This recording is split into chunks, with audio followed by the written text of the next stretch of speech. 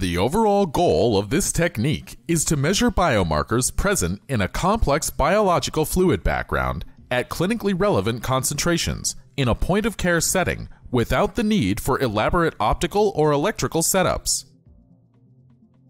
This method can help in making biosensors based on extraordinary transmission a reality in point-of-care scenarios. The main advantage of this technique is that it doesn't need any complicated electrical or optical setups. In our experiments, it could reliably detect biomarkers at clinically relevant concentrations. Fabrication of the sensor chip is performed in the clean room and cannot be filmed. For demonstration purposes, the procedure is represented here by an animation. For preparation of the nickel mold, coat a 220 nanometer thick layer of negative electron beam resist onto a 600 micron thick 4-inch silicon wafer.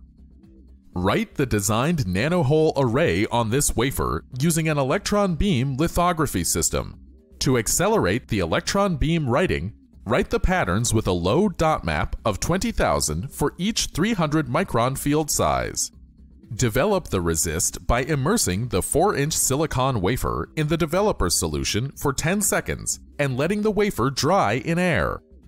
Deposit a seed layer of a metal, such as nickel, copper, or aluminum, on the silicon wafer.